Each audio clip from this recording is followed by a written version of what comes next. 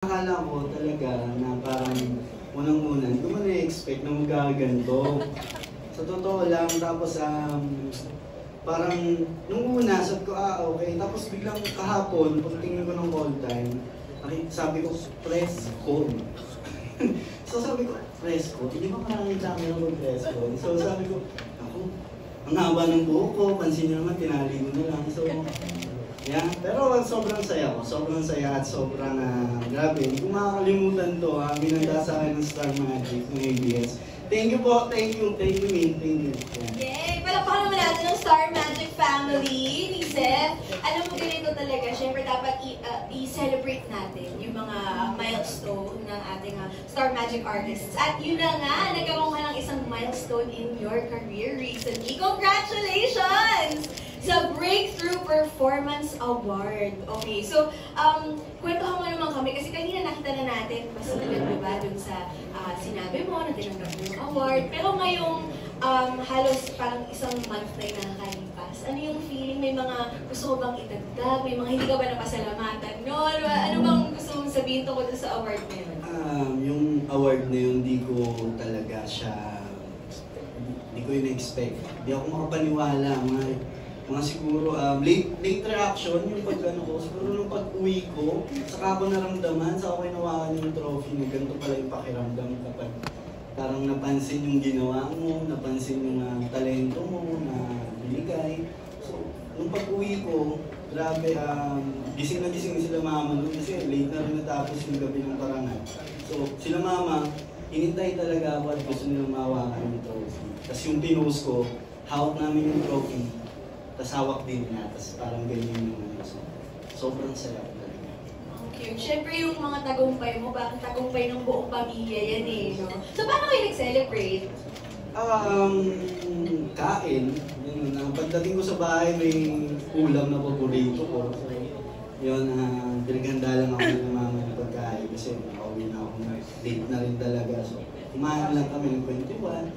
Saka nagbalik tanaw rin kami. Yun lang naman, parang kwentuhan tungkol sa mga dati, mga nakaraan na ngayon. Kahit na breakthrough, sobrang laking bagay na yun sa akin. Hindi ko makakalimutan yung gabi ng parangal na yun. Yes, ang ganda no, na nagkwentuhan ko kayo tungkol sa mga nakaraan. Ibig sabihin na ba, parang nag-self-reflection kayo nung journey mo so far. Mamaya marami pang tanong sa iyo yung mga friends natin from the press tungkol dyan sa award na yan. Pero sa ngayon, usapan naman natin yung pelikula, yung My Future You, na maraming positive reviews, positive feedback na nakuha. Anong pakiramdam mo doon? Yung My Future You, unang-una, hindi talaga siya pang MMFF. Yung totoong sked niya, ipapalabas siya sa cinema, hindi siya pang MMFF. Dapat ipapalabas siya September, tapos hanggang sa nabago ng nabago. Tapos hindi namin alam, parang sinabi lang sa amin na binato na daw nila sa MMFF yung pelikula. Pero late namin nalaman. So, ang sabi sa amin, Ray lang na sana makapasok. So, yun, nakita ko, ang nagsabi sa akin, si Francine, siya yung nagsabi sa akin na pasok daw sa MMFF yung pelikula kasi nakita niya sa post. Kasi pinost lang ng Regal, tapos hindi namin alam. So ako, talagang napabalik ako ng bahay kasi nasa pasakay na ako ng kotse. Sabi ko, pasok yung pelikula sa MMFF. Saka hindi ko ni-expect na ang MMFF is napakalaki.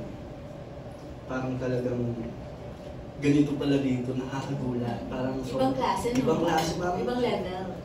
Kung makapasok ka dito talagang hindi mo makakalimutan eh. Hindi mo dadalihin mo. Yung experience namin ni Francine sa buong pelikula, nakakapagod, pero hindi namin ramdam yung pagod kasi lahat naging worth it. So, yun. So, pumuntuwa namin sa My Future. Hindi namin na-expect yung pelikula. Pang MMFF, hindi namin na-expect. Pero ito siya. Saka nakakuha siya ng 4 na award. Yes, congratulations. Ngayon, nabanggit mo na nga si Francine. So, how was it like working with her, yung experience sa My Future You? Tsaka sabi mo nga, hindi niyo ina-expect ang lahat. So, paano kayo naging support system ng isa't isa na ginagawa niyo itong pelikula na parang biglang bigger than originally planned?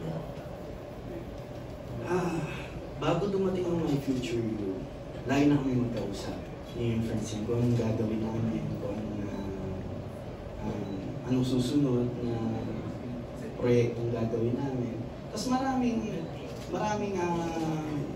na hindi natuloy.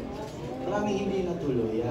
Naiintindihan naman namin. Pero it doesn't mean na hindi kami, mawala kami ng pag-asa ng Philippines. Pero naghintay kami hanggang dumating ang My Future Me. Tapos, nung habang sinushoot na namin to, sinabi talaga namin na dito tayo makikita ng tao. Kahit sabihin natin na ilan lang makanood, dito pa rin tayo makikita ng tao. Sabi namin magiging portfolio namin to para sa karera natin. Kaya brainstorm kami ni Francine, kami magkausap palagi, suggestions, open kami sa isa't isa. So corrections din, open din kami sa isa't isa. So nag-work yung team namin, nag-work yung pagtatrabaho namin dalawa. Saka sobrang niya akong tinulungan, sobrang concerned siya sa damit ko, sa itsura ko. So yun, talaga nagtulungan kami. Hindi namin ginawa itong pelikula dahil trabaho lang namin. Sinupuso namin yung buong pelikula. Well, doon naman sa mga hindi natuloy, don't worry, kasi may mga bagay talaga hindi meant to be. Oo, saka patience lang talaga. Saka prayers lang. Tsaka ito namang natuloy, di ba? Sabi mo Yes, nga, worth it na worth it. Diba? Nagka-award ka pa. Yes. Oo. At yung buong pelikula, congratulations. Okay, ngayon naman ay ready ka na ba? Ito na yung kinakabahan kasi kakausapin na natin. Ang kita mo naman, napakarami nating friends from the media na nais magtanong. So, uunahin natin itong ating friend from the media from Inquirer.net, si Hannah Malorca. Pero ako yung magbabasa ng kanyang question. Kaya nasurpresa yung boses niya sa pag-fangirl sa K-pop. Grabe din. Ito yung question niya. Papasa. I'm sure dumating yung moment ng self-doubt nung pinili ka bilang leading man sa My Future. So, self-doubt ba? So, ano yung naging reminder mo sa sarili mo upang galingan ang iyong pagganap